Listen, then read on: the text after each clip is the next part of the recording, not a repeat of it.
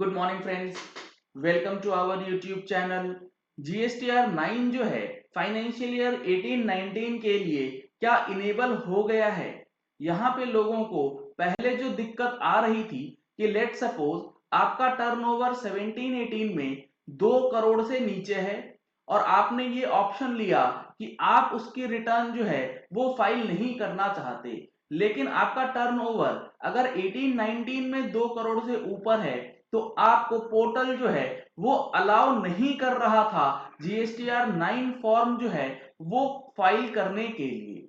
अब पोर्टल ने इस चीज को अपडेट किया है और क्या चेंजेस किए हैं वो मैं आपको आज दिखाने वाला हूं। लेकिन उससे पहले अगर आपने अभी तक जो हमारा ऑनलाइन सेशन होने वाला है 7 जून 2020 को GSTR 9 annual return filing for financial year 18-19 से रिलेटेड उसके लिए रजिस्ट्रेशन नहीं कराया है तो आज ही इस नंबर पे कॉल करके आप रजिस्ट्रेशन करा सकते हैं।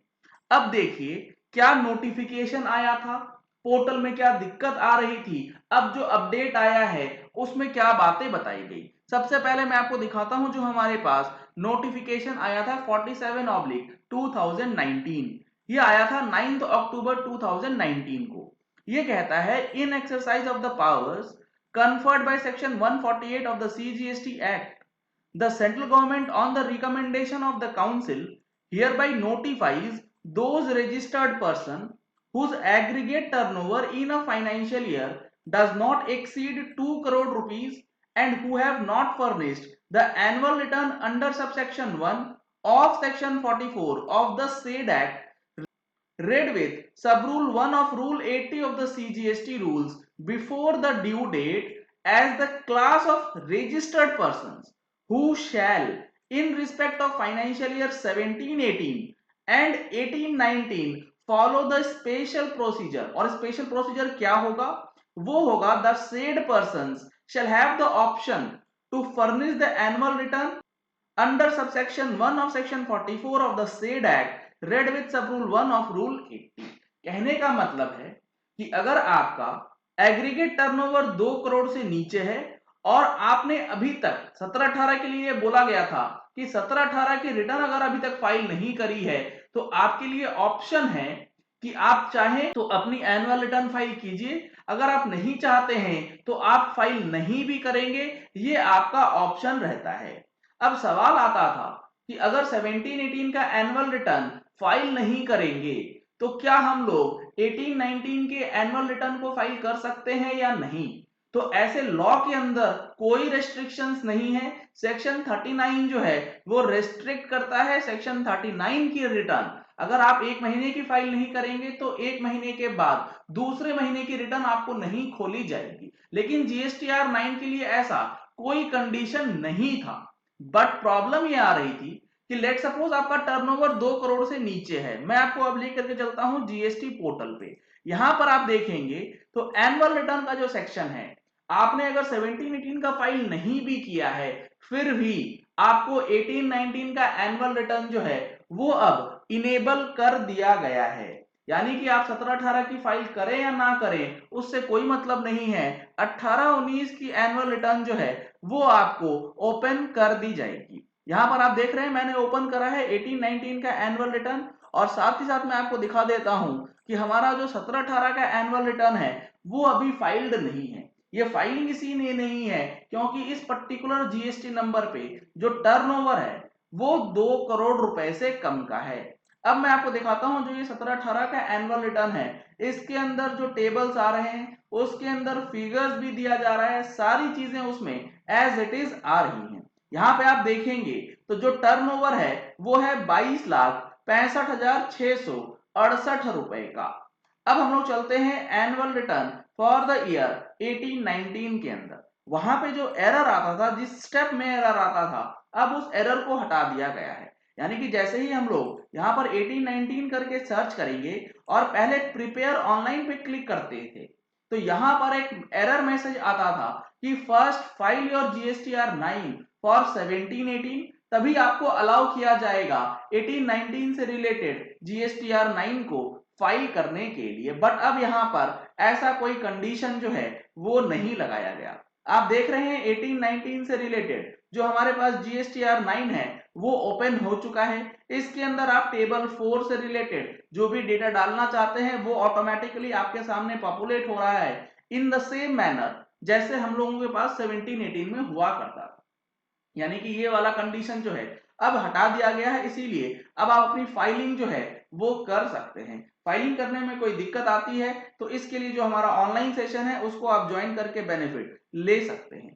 एक बात और जो नोटिफिकेशन नंबर 47 में लिखी गई थी वो ये लिखी गई थी, provided that the said return shall be deemed to be furnished on the due date if it has not been furnished before the due date। यानी कि अगर 17-18 या 18-19 की ही आप ले लीजिए बात, अगर आपका टर्नओवर 2 करोड़ से कम है और आपने रिटर्न नहीं फाइल करा तो ड्यू डेट जैसे ही पार होगी सिस्टम जो है उसे ऑटोमेटिकली मान लेगा कि रिटर्न आपकी फाइल कर दी गई है और आफ्टर ड्यू डेट पोर्टल आपको अलाउ भी नहीं करेगा रिटर्न फाइल करने के लिए। लेकिन प्रैक्टिकली क्या हो रहा है, प्रैक्टिकली हो ये रहा है, आप अगर देखेंगे 17-18 का हमने फाइल नहीं किया, इसका ड्यू डेट था 7 फरवरी और ये फाइलिंग अगर हम करना चाहें तो अभी भी फाइलिंग का ऑप्शन जो है पोर्टल हमें दे रहा है। दैट मींस पोर्टल हमसे कह रहा है कि भैया अगर आप अभी भी फाइल करना चाहते हैं तो आप इसको फाइल कर लीजिए। और सबसे मजेदार बात, लेट फीस भी लगा रहा है, जबकि गवर्नमेंट ने भी ये क्लैरिफाई किया था कि अगर आपका टर्नओवर 2 करोड़ से कम है और आपने फाइल नहीं किया ऑप्शन लेकर के तो आप अगर फाइल करना चाहते हैं तो कर दीजिए, उस पे आपको लेट फीस भी नहीं देनी होगी। उसके बावजूद भी पोर्टल जो है वो लेट फीस लगाई जा रहा है, लगाई जा रहा है। यानी कि गवर्नमेंट कुछ भी कहते रहे, पोर्टल तो अपनी डपली अपनी राग से चला ही जा रहा है, उसको कोई मतलब नहीं है कि गवर्नमेंट क्या कह रही है, गवर्नमेंट क्या नहीं कह रही है।